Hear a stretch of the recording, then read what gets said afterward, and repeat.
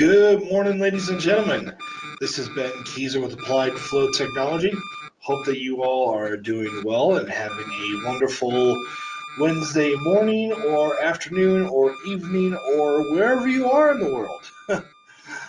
Anyway, I'm excited to talk to you all today about dust collection systems. It's definitely not something that you want to just sweep under the rug, and it's something that kind of maybe takes a back seat when you're considering all the other systems that you're dealing with. But it's very important to make sure that you have a good dust collection system in place, and you'll see why. This webinar is being recorded, and that way, for those of you who are listening to me live, you'll be sent a recording later this week, maybe even today perhaps, and that way you can watch it again at your leisure. You'll be able to send it around to your colleagues as well as if you like.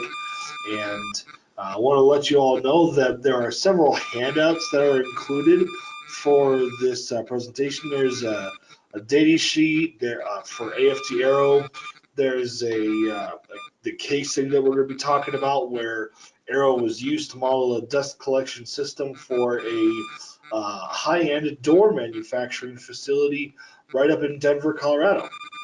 And then I also included a PDF of my presentation, and so that should be available to you. If you are listening in to the recording right now and you'd like a copy of my presentation, please be sure to email me at benkeiser@aft.com. That's BENKEISER at aft.com. Anyway, I'm going to go ahead and jump in and get started.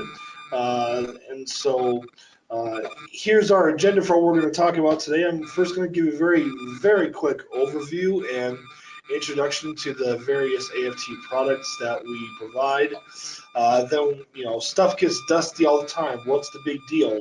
Why is it that we need to, make sure that we have a good dust collection system in place? What is considered combustible dust and what makes it explode? What types of applications might need a dust collection system? Which codes are applicable in dealing with dust? I'm going to go through some basics on dust collection design, why a flow modeling tool is necessary. I'll show you a simple system I built in AFT Arrow of dust handling units. And then finally, we'll finish off today with the dust collection case study that you can find on our website, and we'll talk a little bit about that. So different things that you can do with our software, system sizing, pipes, pumps, valves, etc. You can use our software to easily ensure that the scaled up version of your system will work just like your pilot plant. You can quickly determine pressure, flow, and temperature distributions. The software is a really good check to ensure if your design will actually work. And that's an example of what we're going to be doing today. I'll be walking through the basic steps of how you would, the things that you would think about in order to design a dust collection system. And we're going to build the model of it in Arrow and see if that design will actually work for us. You can easily evaluate different operation and system configuration changes. You can do heat transfer, transient analysis, system troubleshooting. You can quantify how much scaling or fouling you have inside your piping or your heat exchangers. It's important to degrade your pump performance if you're pumping a viscous fluid or a settling slurry. We're not going to talk about that today because we're not dealing with Fathom this morning. You can use the software to maintain code compliance, minimize energy consumption, do a cost analysis, water hammer analysis, force calculations for pipe stress, slurry modeling, pulsation analysis, a lot of stuff. And all of those things are able to be done with each of our tools. We have AFT Fathom, AFT Arrow, AFT Impulse. Fathom models incompressible flow for liquid piping systems. AFT Arrow models compressible flow for gas piping systems, and Impulse models water hammer for liquid piping systems. Each of them has a number of add-on modules that you can work with. The goal-seeking control module exists for Fathom and Arrow.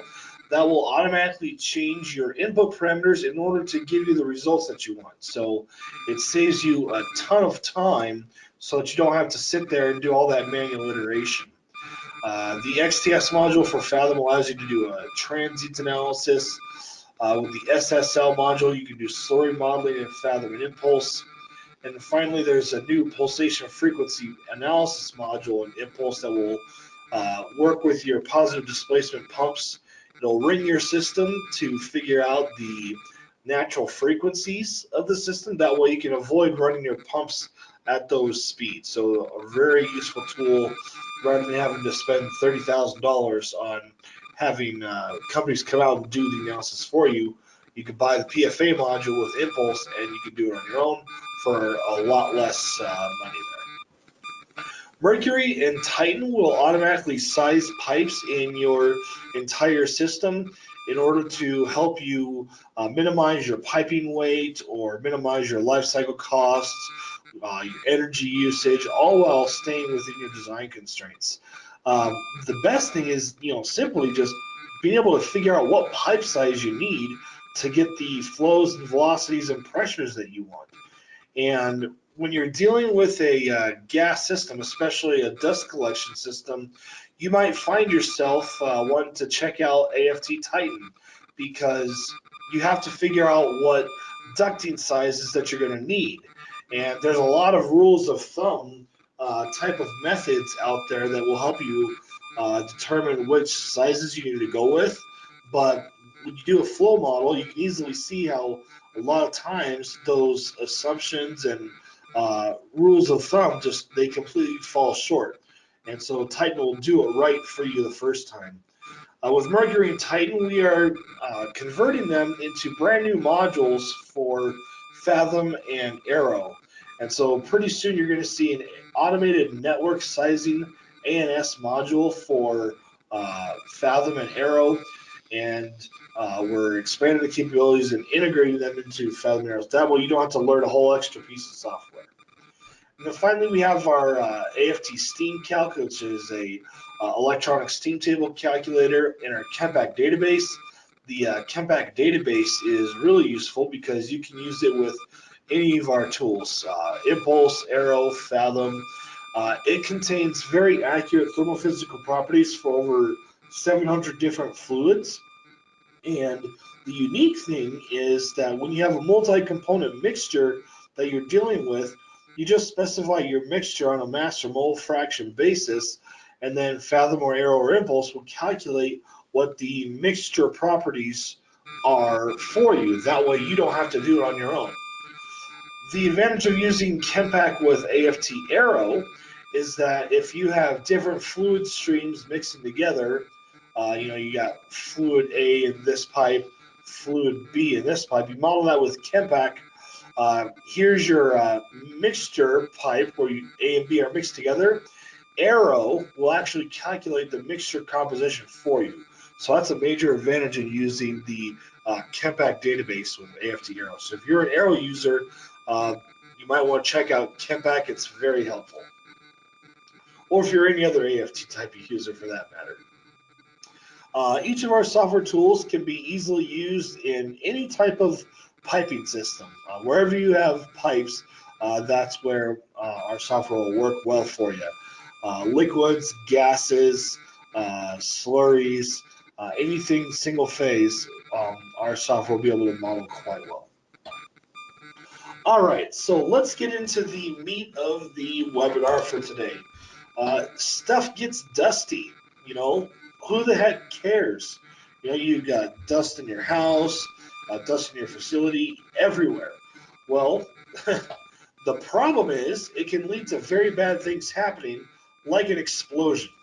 This is a picture of the Imperial Sugar Refinery dust explosion that happened in February of 2008. And it ended up killing 14 people and injuring about 38 others. And as you can see from that picture, that dust explosion that you think nothing about with things being dusty caused some major problems there. And I definitely would not have wanted to be there that day myself. And so it's absolutely imperative that if you're dealing with any sort of material that can cause a dust cloud, you've got to have a really good dust collection system in place to take care of that. So, what is combustible dust? Well, uh, OSHA was working on putting together a proposed rule regarding combustible dust, and they were determining a definition of what combustible dust is. So, here's the definition of combustible dust. No single universally accepted definition of combustible dust is available. Uh, that is true. And so, uh, to be able to determine what would be a good definition of combustible dust, it all depends on what your conditions are. So when you're comparing dust, which pile is going to explode? Uh, just by looking at the dust itself, you can't make a determination from that. You've got to look a little bit further. Let me take you to a really excellent resource that I found of where you can get some more information about dust explosions. So let me pull this up really quick here, and I'll go through it really quick. This is an excellent website on that talks about dust explosions. It mentions the sugar refinery that I showed you here. You can find out about dust explosion. It talks about all the different kinds. This is a really useful chart right here that you can find on their website. This talks about the various ignition temperatures and concentrations of dust that you would need for each of these different materials in order for a uh, combustion incident to happen. Excuse me. So there's a wealth of knowledge here on this website. It talks about flammability and risk assessments. And I think that there's even an area on the website that gives you information on where you could send your dust to be tested to find out if it's explosive. So again, make sure that you take a look at my presentation and take a look at this link. It's dust explosion info slash index.htm, and it'll give you a lot of information about explosions and dust. That way you can avoid having those problems happen. Okay, so moving right along here.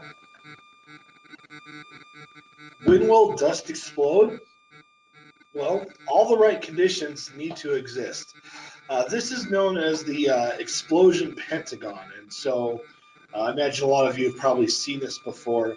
And you've got to have all the right elements in place for an explosion: combustible dust, dispersion of the dust particles, an ignition source, confinement of the cloud, and you've got to have oxygen because fire needs oxygen.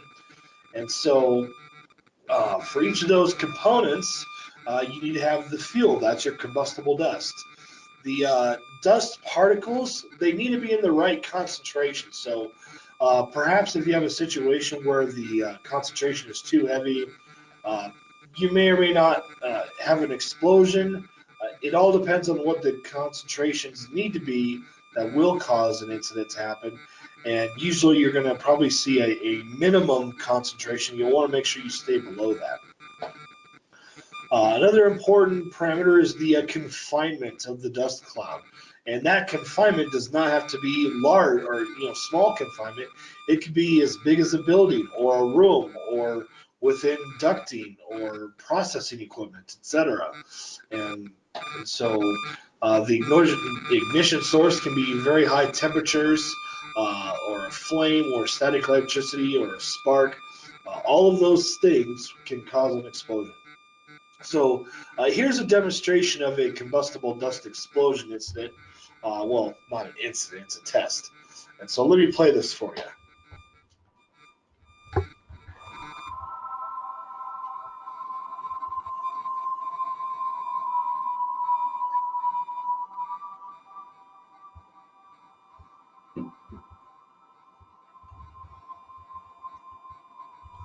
I'm not sure if you can hear this. I'm trying to hold the microphone close to my speakers, which are not the greatest.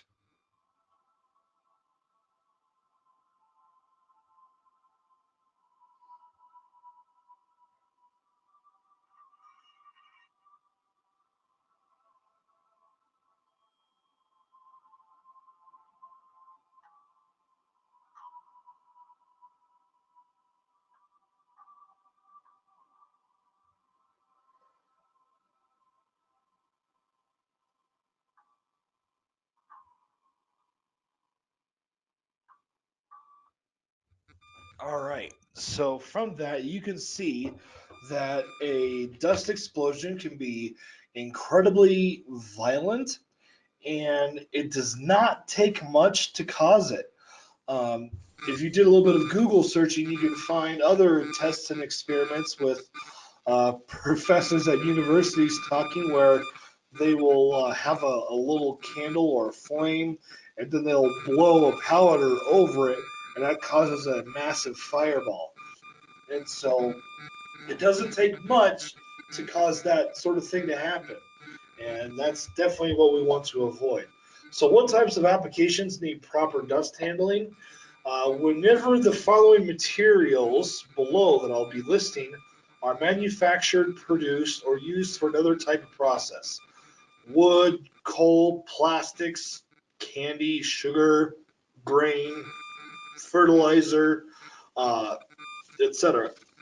There's so many materials that can exist at one point or another in a dust form.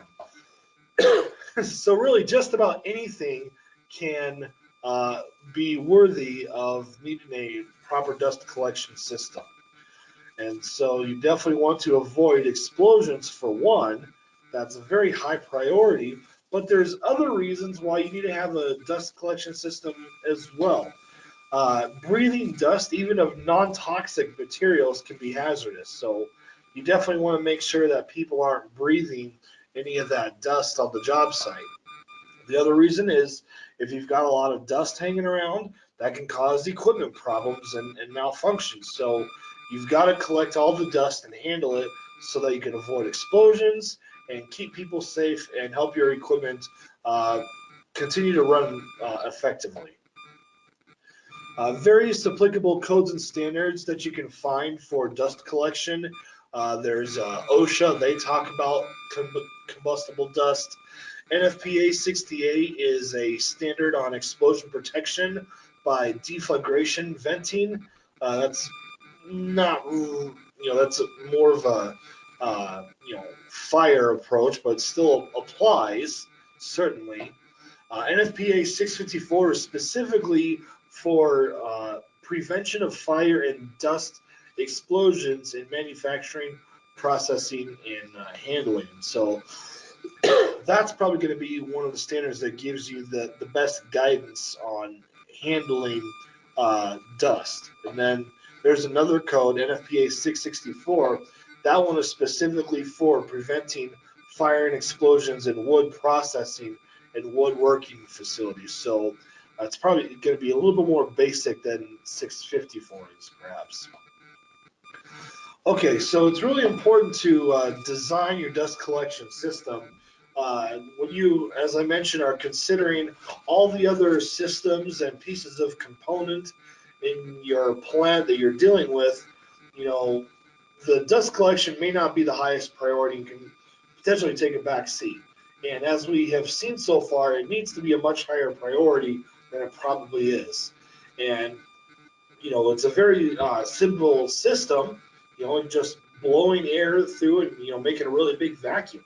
But the trouble is, facilities will start off with a dust collection system that might work, but then they start adding to it over time. Additional pieces of equipment come online, or maybe they're operating more pieces of equipment all at once that they weren't originally accounting for, and then it just doesn't work. And so it's really important to have a good system design in place. And so here's some basics that I've found about how to go about designing a dust collection system. Here's another excellent resource. It's by a company called Air Handling Systems, and I'm opening up their website right now. Air Handling Systems is a company that manufactures ducting equipment, ducting itself, as well as fittings for ducting. They do a lot of good stuff. But one of the things that I really like about their website is they provide tons of information about dust collection systems. They give details on what combustible dust is. They give guidance on how to design your dust collection system, how to install it. Lots and lots of information. So check out their website, and you'll find some really neat stuff. Uh, if you click on how to design a dust collection system, this is a really good method that they present for designing a collection system. And it's more of a simplified approach, and it would work well for small systems. And the guidance and principles are fairly sound. And so I'm not going to go through and talk about every single piece of information that they talk about in that article. I'll let you read it on your own. So what I'm going to do is I'm going to essentially summarize the steps that they took right here. Excuse me. Okay. So before you design your system, obviously you need to know your equipment location, location of where your dust collection unit is going to be, your measurements from the floor to the ceiling. You got to have your elevation data, and that's really important to take into account when you're using AFT Arrow as well. Obstructions that interfere with the duct, walls, or other pieces of equipment for when you have direction changes. All those things you need to know. And then there are some important terms that are used commonly in the dust collection or HVAC industry. You got CFM, that's your cubic feet per minute of your air volume flow.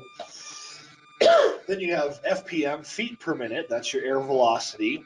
You have SP, which is your static pressure, usually given in inches of water gauge. And then you have velocity pressure, also in inches of water gauge. So those are some important terms. So here's the simple system that I'm actually going to model in AFT Arrow. Well, I'm not going to build it from scratch. I've already built it for you. I'm going to open up here in a minute. So the bottom system right here, or the bottom drawing, this is your essentially your side view, and this is your top view. Now, one thing that I want to point out is that it does state what the ducting sizes are on the drawing, and it also shows you where you have some elbows. You got some 90-degree elbows and some 45-degree elbows. At the initial stage of the design process, obviously you do not know what the ducting sizes are. So assume with the arrow model that we only know the layout.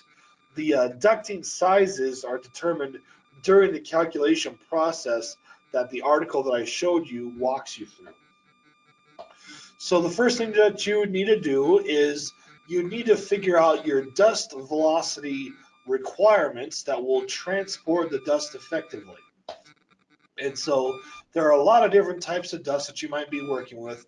This is 3 of them that this website published: metal working dust, wood working dust, etc. You have 2 different velocities that you need to deal with. There's your velocity in the branches. This is the flow paths that connect your pieces of equipment to the main duct. And then you've got the velocities that you need in the main ducting header. So those are the velocity requirements in order to transport those different types of dust throughout your system. From there, you need to determine what your branch path sizes are. So that's it's your ducting from the equipment to the main ducting header. A lot of times people will use charts, and so here's a chart that gives you the cubic feet per minute requirements at specified velocities. So here's 3,500 feet per minute. That would be your velocity in the main for woodworking or other light dust, and then you've got 4,000 feet per minute and then 4,500 feet per minute.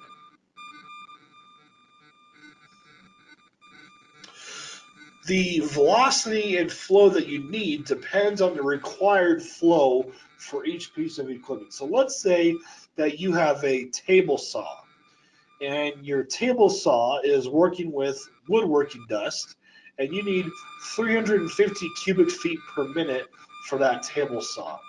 Well, what you would do is for 350 cubic feet per minute, you know that you're working with woodworking dust, and the velocity of branch is 4,000 feet per minute. So then you come over to this chart over here, and at 4,000 feet per minute, you need 350 cubic feet per minute. Therefore, your diameter of that ducting that you need for the branch is 4 inches in diameter. Again, this is a very, very simplified and rudimentary approach. And a little teaser, when we look at the arrow model, we're going to see that going through this process really is not good enough. That's why you need a flow model to really verify if these assumptions and guesses that you're making are actually going to work. The next stage is to determine what your main ducting header size is.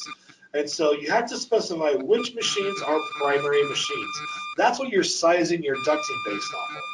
So usually it's going to be the equipment that's operating at the same time under the worst conditions. So if you have 3 machines that are working at the same time, you need to design your system with all 3 systems operating together. So in our drawing that we had, the 3 systems that, excuse me, I thought I needed to sneeze there. We've got a table saw and a lathe, and then we have a radial saw. Now, as you can see here, the table saw and the lathe, they don't need as much flow as the radial saw does. So based upon the flow requirements, that led to the diameters of the ducting that was needed for these 3 pieces of equipment. The next process is to determine your system resistance. That's your pressure losses from the piping and from your minor losses in your fittings. A lot of times that's done with rudimentary rules of thumb. One way is to convert your fittings and losses to inches of water gauge losses. Another way is to convert fittings to additional equivalent lengths of piping. And so here's a couple of charts that can help with that. The chart on the left is static pressure losses based upon 100 feet of pipe. So if you have 100 feet of 3-inch diameter pipe flowing at 3,500 feet per minute, you're going to have 7.5 inches of water gauge loss through there. The chart on the right-hand side is for elbows, and so we've got here a 90-degree elbow and a 45-degree elbow conversion to additional length of piping. And so those are some charts that you might use from time to time. Again, they're very rudimentary.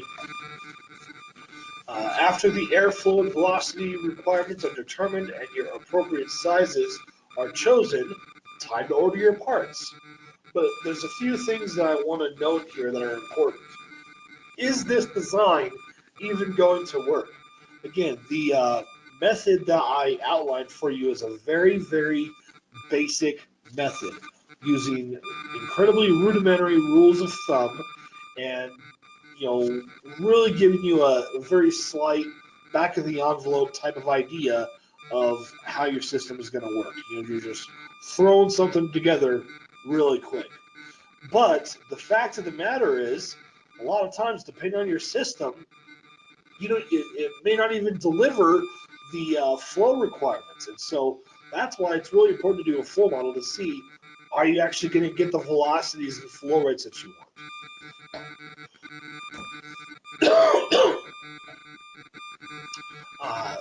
The other thing that is concerning is what happens when other pieces of equipment are brought online over time. In our system, it assumed that we had three primary pieces of equipment that we were designing the system for. But what if you turn on the sander at the same time? You know, that's going to lessen the flow, and you might not get the solid suspension that you need. And then also, when you start adding to the system, how is adding additional flow paths to the system going to be taken into account? Because it will affect the system operation, and if you don't have a working dust collection system, you can have a lot of problems.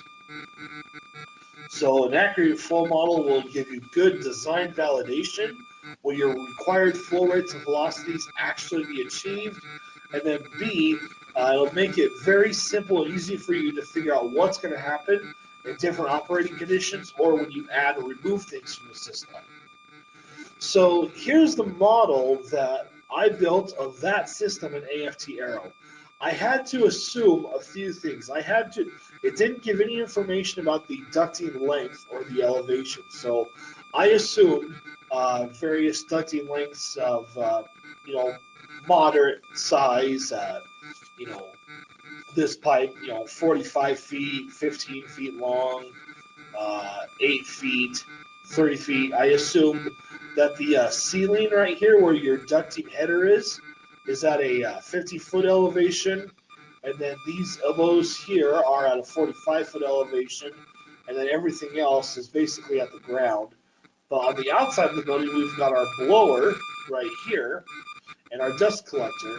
Those are at a 25-foot elevation. So those are things that I had to assume. The other thing I did is I did not use their approach of converting their elbows to additional lengths of pipe.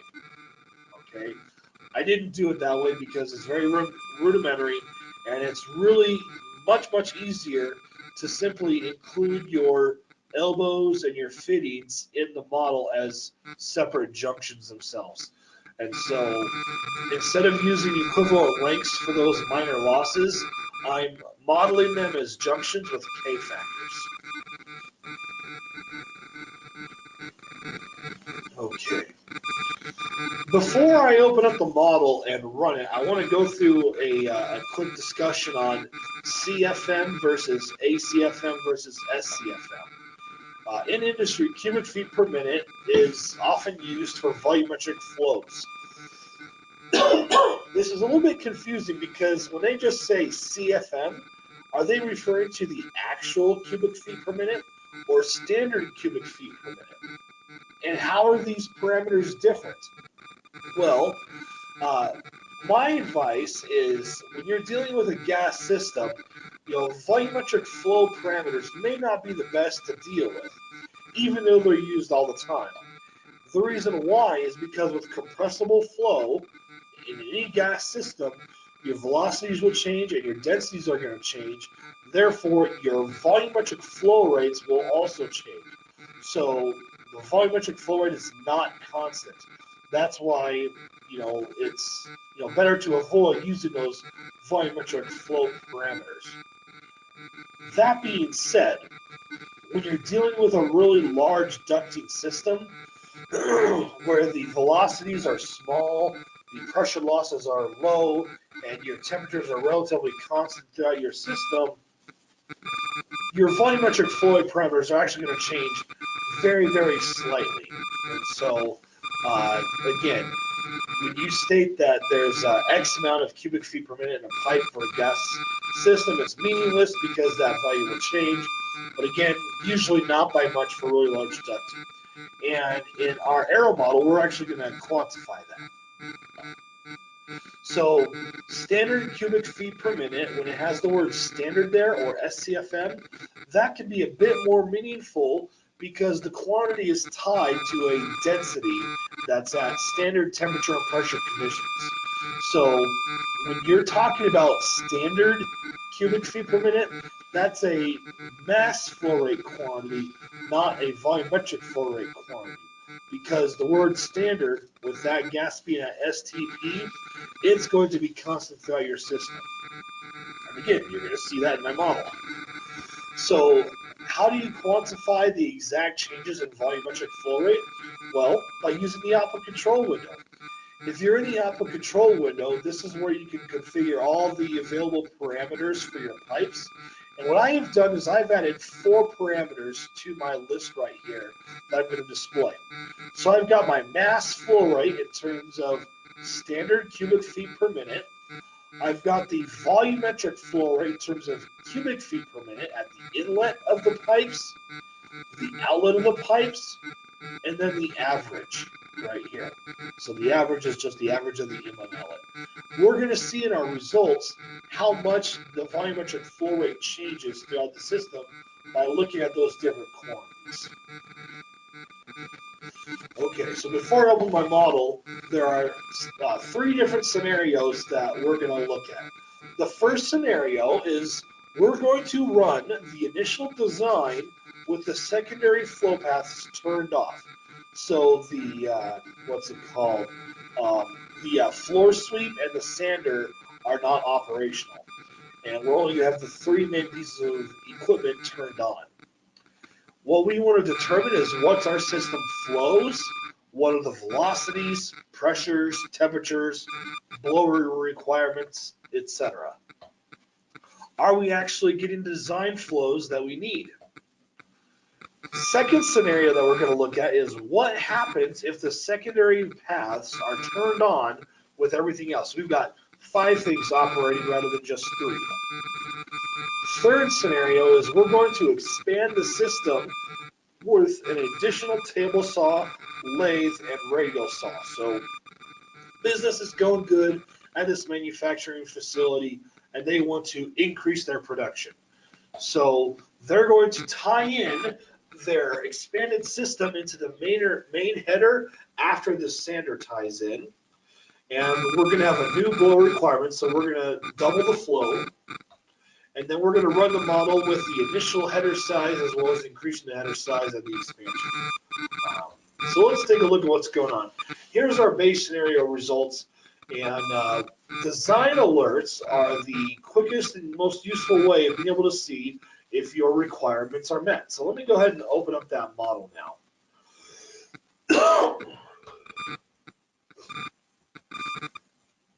All right.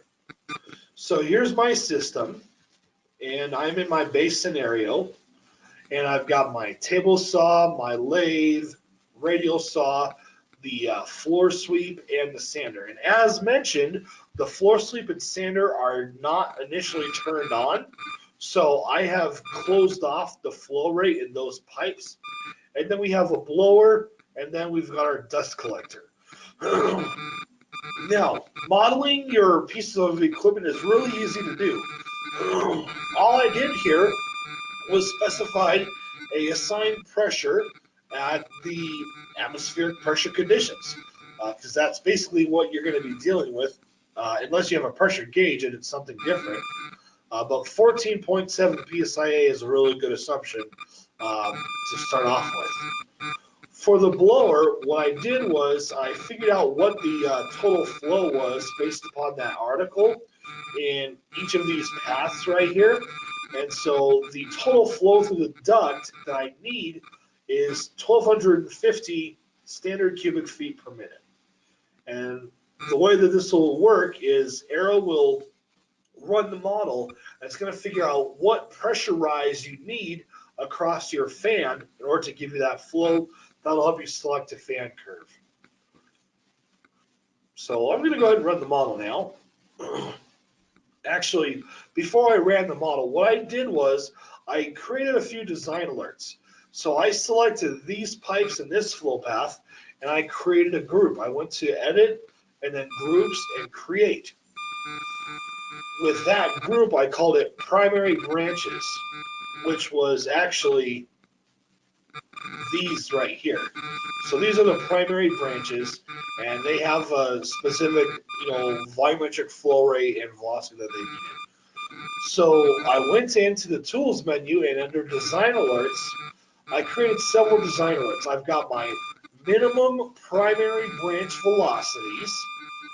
I've got my minimum duct velocities, minimum table saw and lathe branch flows, and my minimum radial saw flows. Let's break this down and see what's going on here.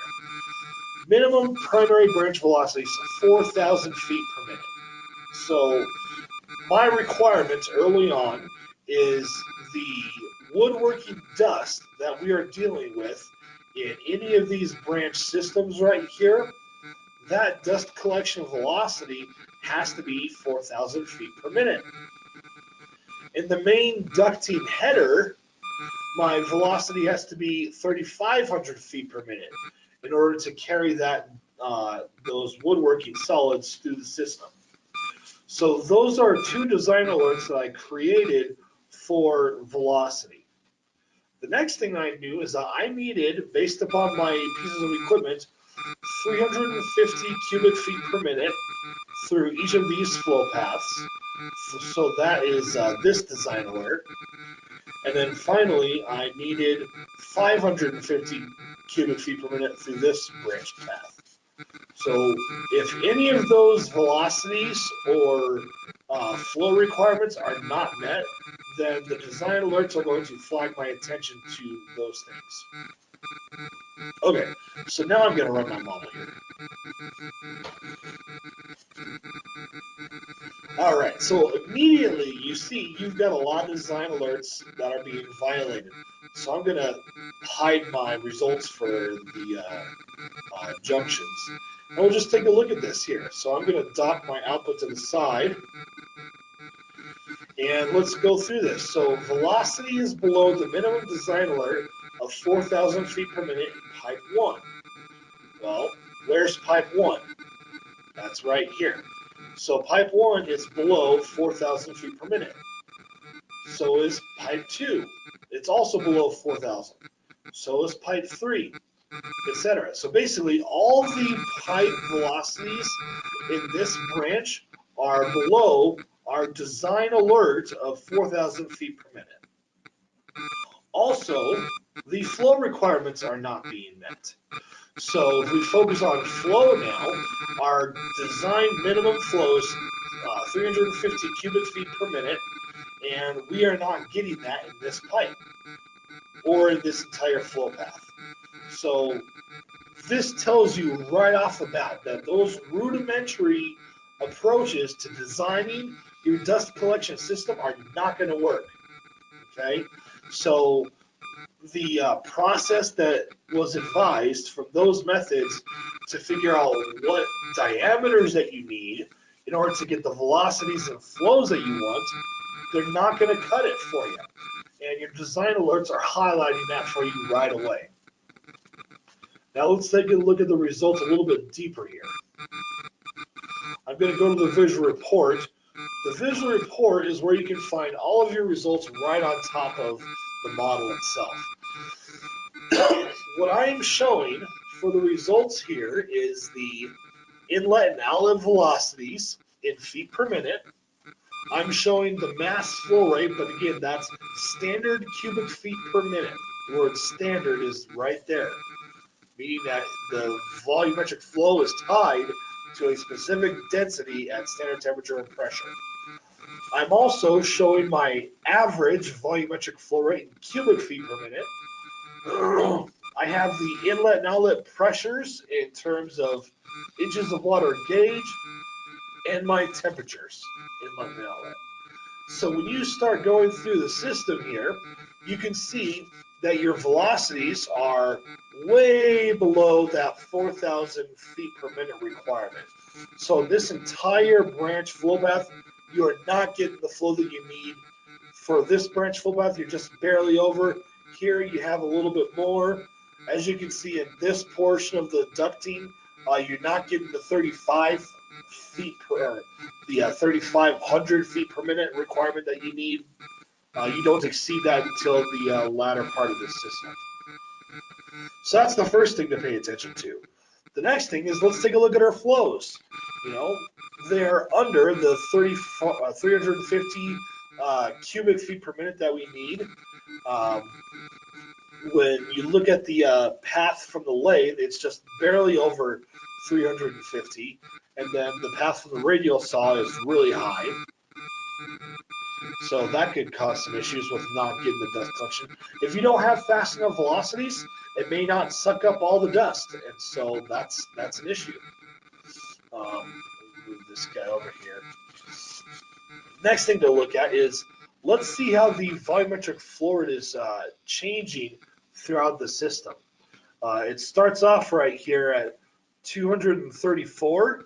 Then you got 235, 235.8, 236, 236.4. So again, very, very small changes in flow rate, but as you can see, the volumetric flow rate is not constant throughout the system. But here, it's essentially constant. I'm just making the distinction between compressible flow, and what's going on. You can also see how the temperatures are changing. That's important to take into account with using AFT Arrow. All right, now let's take a look at some graphs here. I created some graphs that'll be useful to look at. All right, so the first thing I'm going to plot is the standard cubic feet per minute versus cubic feet per minute.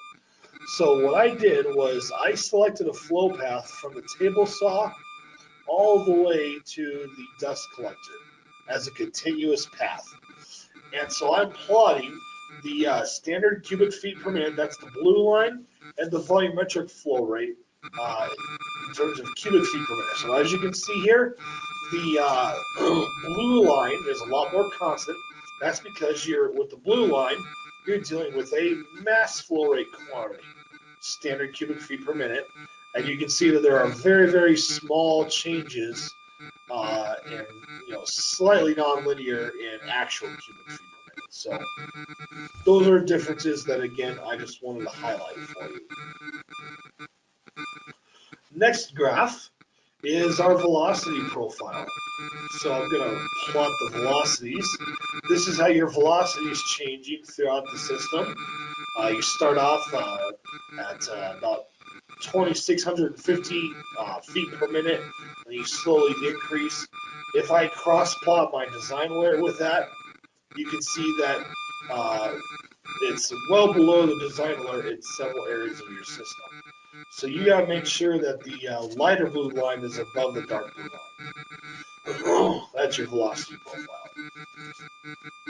And then just for fun, I also plotted the pressure change on the system. So here is the static and stagnation pressures. So I'm comparing the results in terms of PSIA, absolute pressure at the top. So PSIA and PSIA.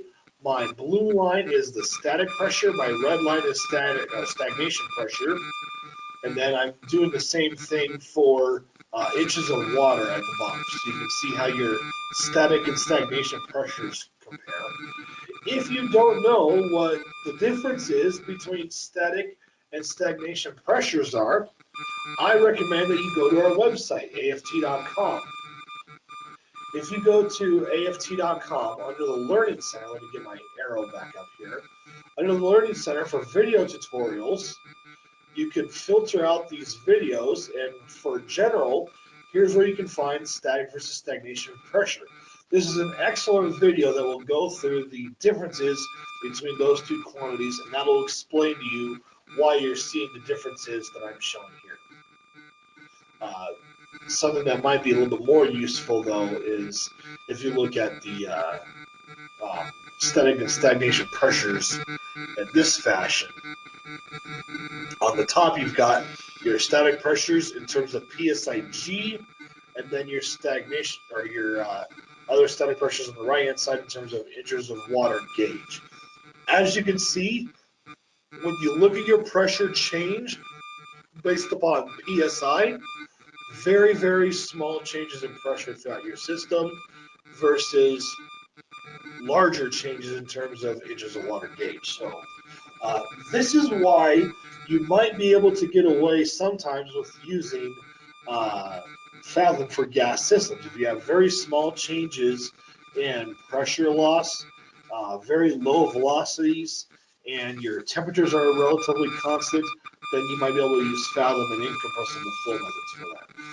But how good is Fathom going to predict? It's hard to say.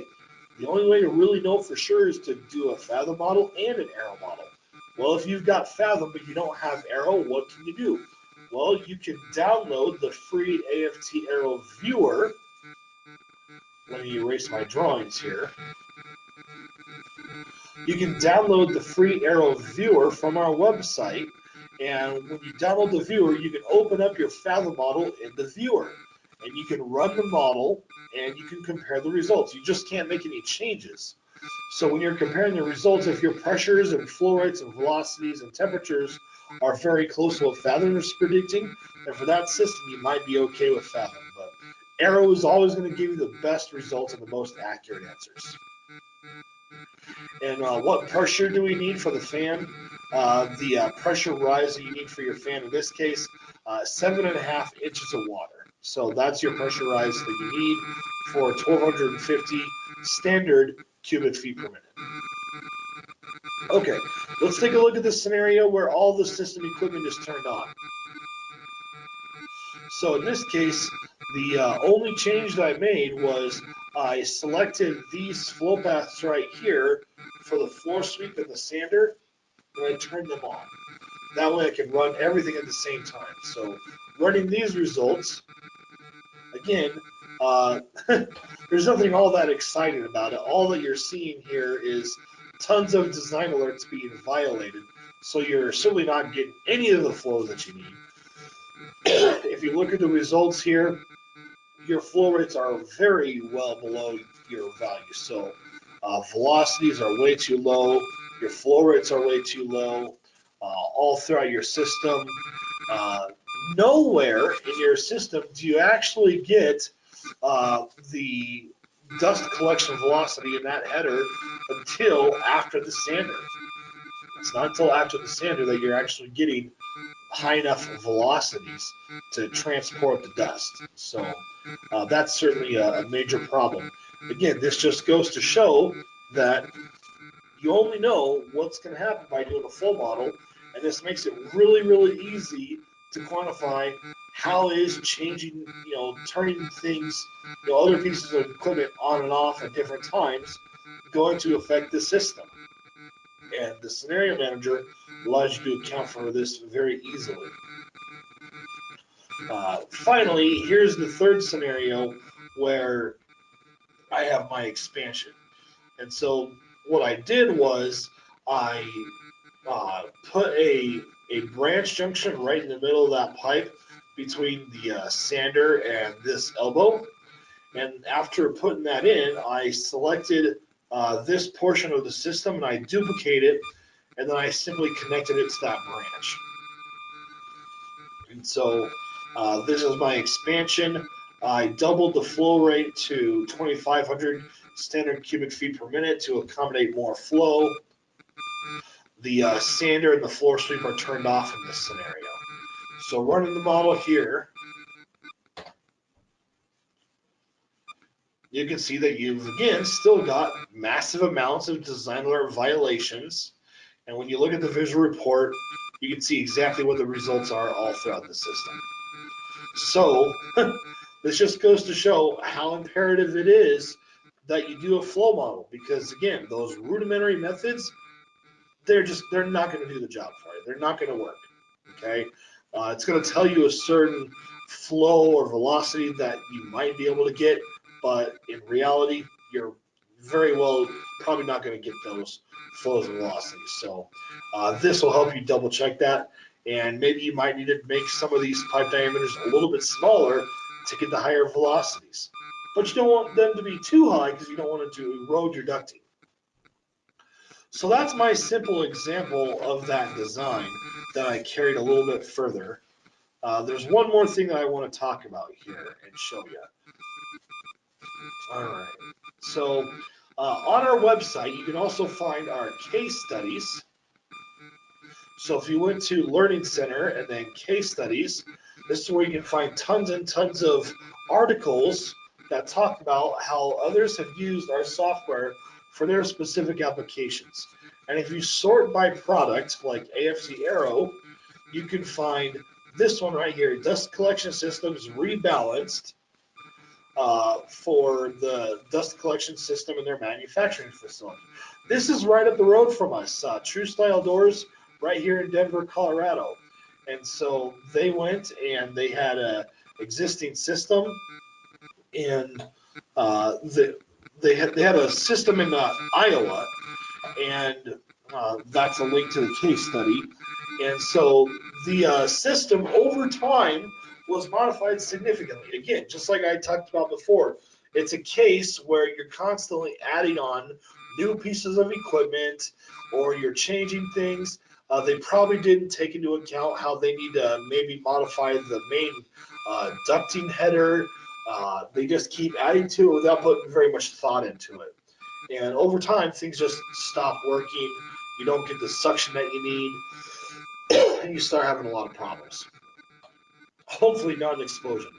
So this is a quote from Jeremiah Osborne on that project. He was saying, using AFT Arrow to model these dust collection systems was much easier and faster than creating a tool in Excel and or doing the calculations by hand.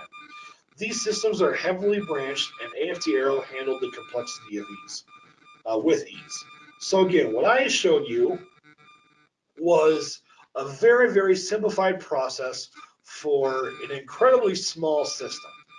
Just 5 pieces of equipment, a blower and a dust collector, and 2 of the pieces of equipment were turned off. And again, this is, a very good approach to how you would go about designing your system, but it's based off of very rudimentary methods. You're doing some quick hand calcs, maybe some spreadsheet if your system gets to be a little bit larger and a little bit more complex in size. But here's the problem, though. Uh, well, the good thing is the model results that Jeremiah predicted with Arrow were spot on with his measurements from pitot tubes and manometer measurements that he took. So let me open up his model really quick here. When you're trying to apply those methods to a much more realistic system, it's very complicated. Imagine trying to apply those hand calculations for a system that looks like this. This is the entire system. He's got 330 pipes and junctions in his model. And I asked him, how many branch points do you typically have turned on at a time? And he was saying, there were several points. It wasn't just, 5 pieces of equipment running at once. For his system, he had probably 30 or 40 branch points that would be operating at any given time. So in order to do that rudimentary hand calculation for designing this type of a system, it's impossible. You're not going to be able to do it effectively, and you may not even be getting the answers that you want. And so this is where using AFT Arrow is incredibly helpful because A, you could build the model of this system very, very quickly and easily. B, the model runs incredibly fast to give you the results that you want. And C, whenever you need to go in and turn things on and off in order to account for different configuration changes, you just go in there and select those guys, turn them off, rerun the model, and there you go. And so there's your results. And so with having a flow model, it really makes modeling your dust collections a lot more effective, and you can really make some good, intelligent decisions on ensuring that whenever you're trying to put in a new flow path, maybe you drop a branch in this line right here, and then you want to take this entire system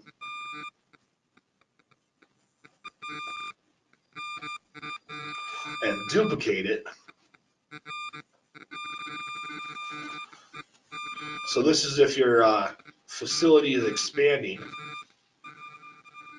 Paste it down there, and then simply connect this pipe. Whoops, I accidentally moved it. It's hard to get that dot when you're so far away. Well, anyway, you see how really easy it is to quickly expand upon your system. So that's what Jeremiah did for his uh, model, and very quick and easy. Okay, well, that's what I had outlined for you today. Again, we've got tons and tons of useful resources on our website. Make sure you peruse through it, and you can find our case studies, our tips and tricks articles, video tutorials, um, webinars, I already said case studies, lots of things. And I want to thank everyone very much for all of your time today and for attending our webinar. This is our office here in Colorado Springs, and if you're ever able to visit us, make sure you stop by. This is our office right up here. We can go visit Pikes Peak. There's a lot of really cool stuff to see and do here in Colorado Springs. If you're able to make it out here for a training seminar, perhaps spend an extra day or two to see all the cool stuff in the area. Again, if you are listening to the recorded version and you want my presentation, email me at benkeiser@aft.com, and I'll email you my presentation. For those of you that are live right now, the presentation should be included with the handouts. Thanks again, everyone. Take care, and I hope that you all have a wonderful rest of your week.